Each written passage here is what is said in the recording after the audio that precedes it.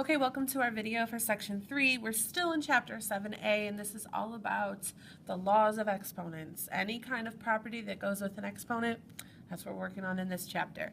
So today we're going to be focusing on the quotient property. We've already done a bunch of multiplication properties. We did the product property. Remember, product means to multiply. And then we did the power property, which exponents are a form of multiplication. If you take 3 to the second power, basically you're multiplying 3 by itself twice. Your power tells you how many times to multiply something. So anyway, quotient, now we're talking about division. So how do we handle exponents when we're talking about division? Well, when we are dividing two terms that have the same base, remember we're talking about only the ones that share the same variable, you are going to reduce the coefficients. So treat it like a fraction and just reduce it. Keep it as a fraction.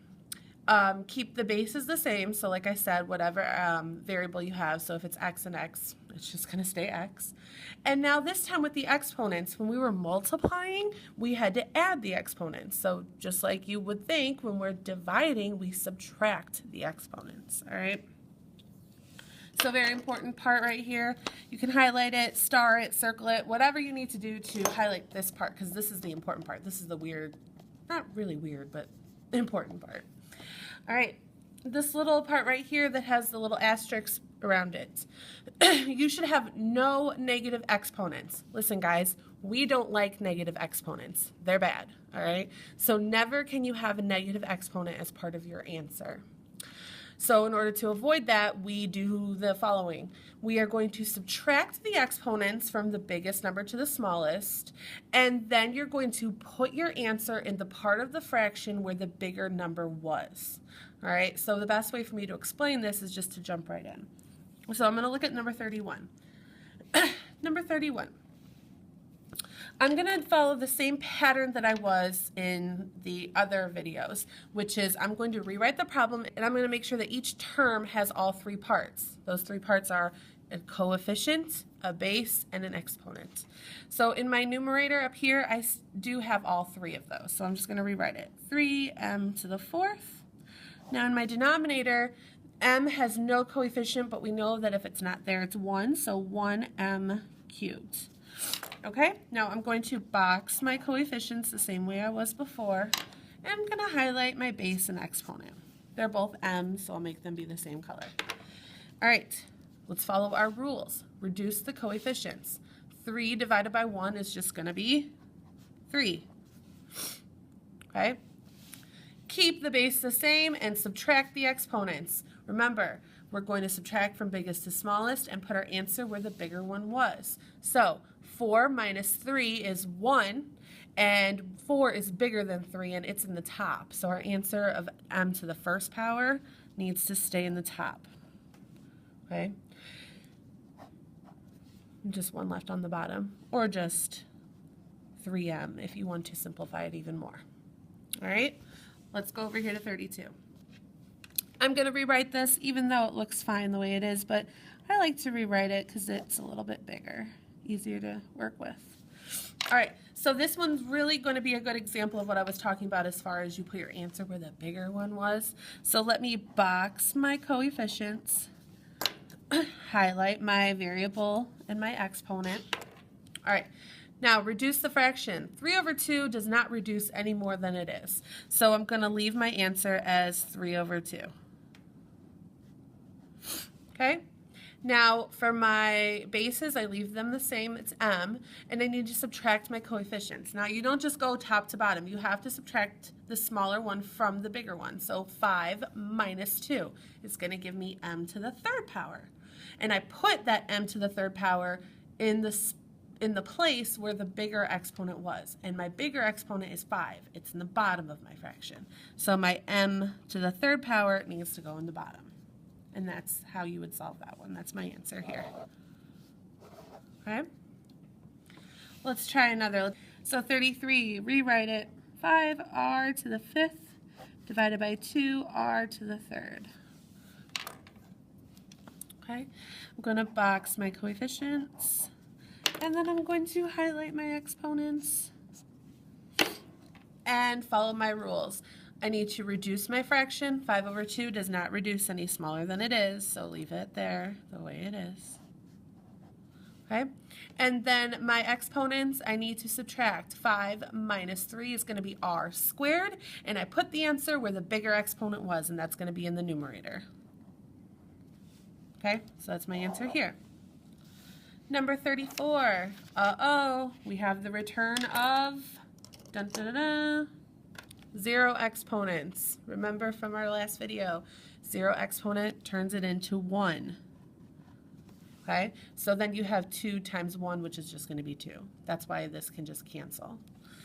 All right, so you thought this one was probably going to be difficult, and it's really not. Our answer is just going to be 2 over v cubed.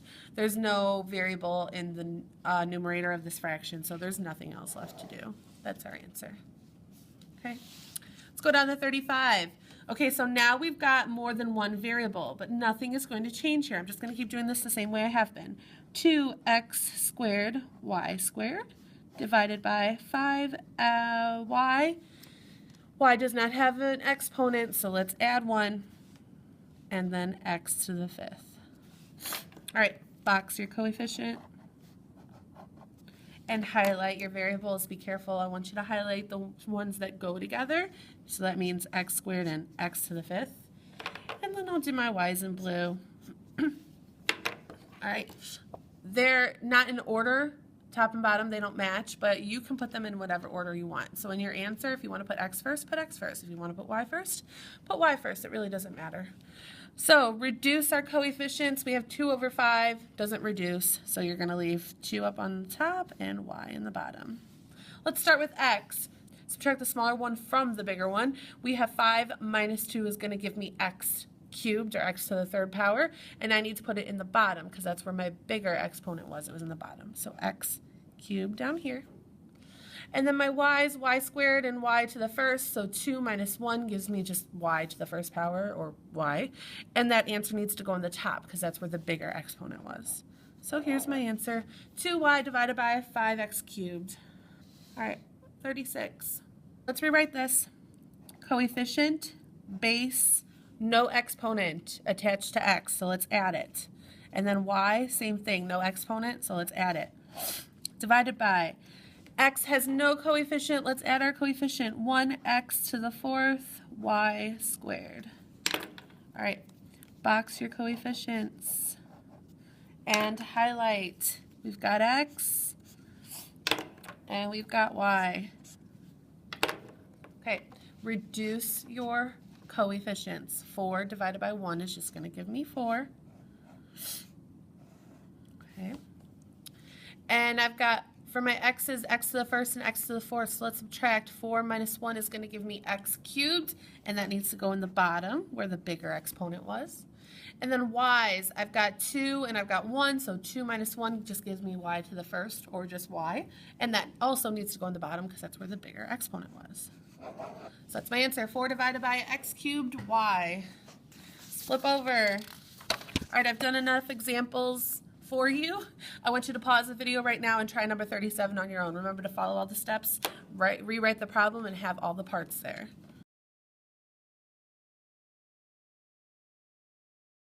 5 over 3 does not reduce any smaller. You have 5 minus 3 for my exponents, that gives me x squared, and 3 minus 2 for my y exponents, and that gives me just y to the 1st. All right, 39. Let's just go down with the odds for the remaining of the video. Let's rewrite this. I want you to do this in your notes. Rewrite the problem. Again, I want you to pause the video and try this one on your own. This is our answer for number 39. Hopefully you remember to add your exponent for x on the bottom here. You have 4 minus 1 gives me x cubed, which is left over in the top. And then these y's, y to the 3rd and y to the 3rd. When you do 3 minus 3, you have y to the 0 power. And we all know what a 0 power does. It just kind of goes away. So you can cancel those out. They cancel each other. All right, so all we're left with is 1x cubed over 3. Let's do the last one down here, 41, I'll do with you. This time we've got 3 variables, so once again, nothing's going to change. Just follow your steps and you should be fine. 5p to the 5th, q squared r to the 5th, divided by 3r. No exponent, let's add it. P to the 5th. Okay, go ahead and box coefficients, and let's highlight the corresponding variables. So P and P, R and R, and here's Q. Let's give Q another color all on its own. All right, let's reduce those coefficients. 5/3, that does not reduce any smaller. We have P to the 5th and P to the 5th. Remember, just like the one above this, they're going to cancel. 5 minus 5 is 0, and we all know what the 0 power does. Let's go to Q. Q squared. There's no Q variable in the numerator of this fraction. So, just Q squared is left. Nothing to do there. All right, and then my R's. 5 minus 1 gives me R to the 4th power, and it's going to stay in the top where the highest exponent was. This is my answer. All right, so I left you with 38, 40, and 42. I want you to finish these last 3. Do not forget to do your summary questions. A lot of us are starting to forget. Let's not get into that habit. Have a good night, guys.